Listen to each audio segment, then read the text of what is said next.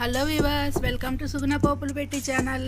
ఈరోజు మనం గోవా స్టైల్లో వెజ్ పులావ్ చూస్తామండి. కోకోనట్ మిల్క్ వేసి వెజ్ పులావ్ చూస్తాము. చాలా టేస్ట్గా ఉంటుంది. గోవాలో మామూలుగా కూడా ఎక్కువ కొబ్బరికాయలు వాడుతూ ఉంటారండి. ఫిష్లో కానీ వాడుతుంటారు. కొబ్బరి పాలతో అన్ని డిష్లు ఎక్కువ చేస్తూ ఉంటారు. మనం కూడా ఈరోజు ఇంట్లోనే మనం చేసుకునేలాగా నేను చూపెడతానండి. చాలా టేస్ట్గా ఉంటుంది. ఇది ఎట్లా చేయాలన్నా చూస్తామా మరి? ఓకే.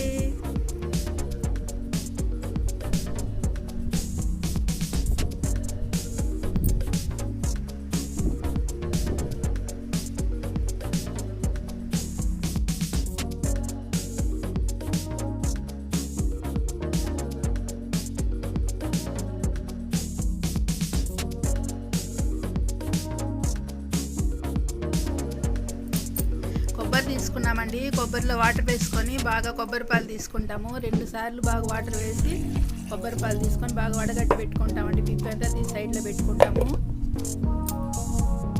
స్టవ్ ఆన్ చేసి పెనం పెట్టుకున్నామండి. అందులోకి ఆయిల్ వేసుకున్నా.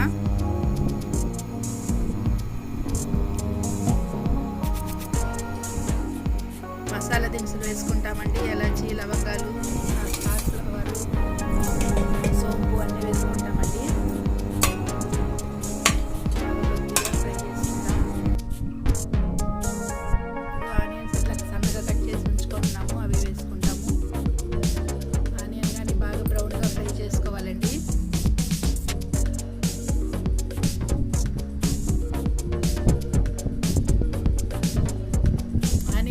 వేగేటప్పుడు కొద్దిగా సాల్ట్ వేసుకున్నామంటే తొందరగా నీళ్ళు వదిలి మంచిగా వేగుతాయి.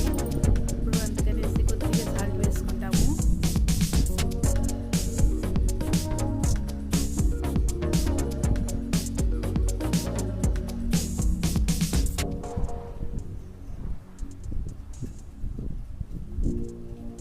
అల్లం వెల్లుల్లి పేస్ట్ 1 స్పూన్ వేసుకుంటాం.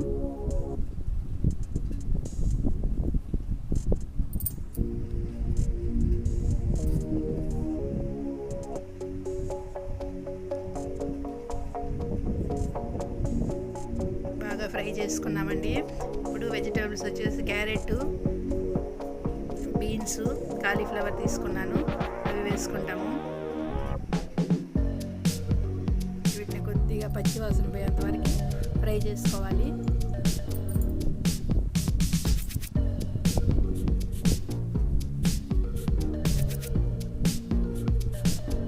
ఇప్పుడు వచ్చేసి పచ్చి బఠానీలు తీసుకున్నానండి.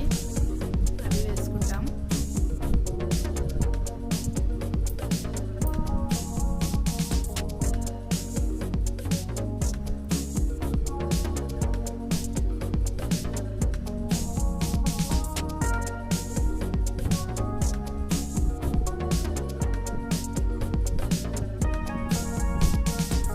ఇట్లా ఫ్రై చేసుకున్నామంటే పచ్చివాసన పోతుంది.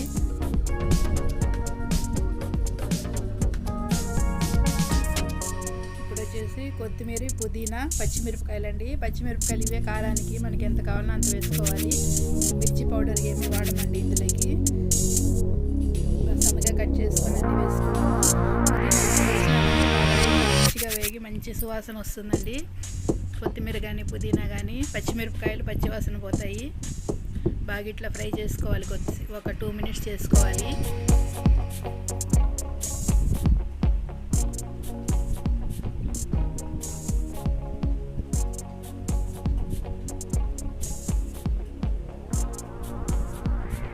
ఇప్పుడు వచ్చేసి కొబ్బరి పాలు తీసుకున్నానండి.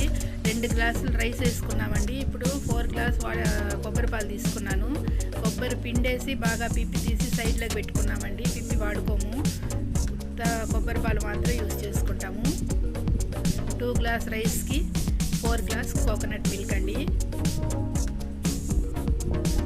ఇప్పుడు సాల్ట్ కొద్దిగా వేసుకుంటాం.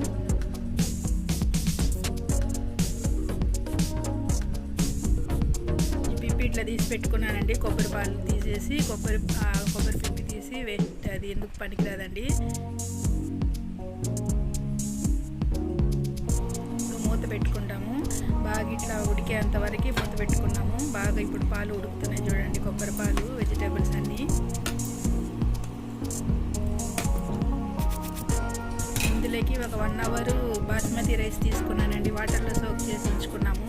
ఆ వాటర్ అంతా తీసేసి ఉత్త రైస్ ఇప్పుడు పాలు ఉడుకుతున్నాయి కదా, ఇందులోకి వేసుకుంటాము. ఒక 1 అవర్ అయినా మనం సోక్ చేసి పెట్టుకోవాలి రైస్ని, అప్పుడే తొందరగా ఉడుకుతుంది, బాగా ఉడుకుతుంది బాస్మతి రైస్. నెయ్యి కానీ ఇప్పుడే వేసుకుంటామండి. ఇప్పుడు వేసినామంటే కొంచెం కలపచ్చు, బియ్యం విరగవు. అన్నం అయిపోయినాక నెయ్యి వేసినామంటే బియ్యం కలపలేమండి, అప్పుడు అన్నం విరుగుతాయి, బాస్మతి రైస్ కదా. అందుకోసమని ఇప్పుడే నెయ్యి వేసుకోవాలి. పొడి పొడిగా కూడా వస్తుంది రైస్ ఇప్పుడు నెయ్యి వేయడం వల్ల. బాగా కలుపుకొని మూత పెట్టుకుంటామండి.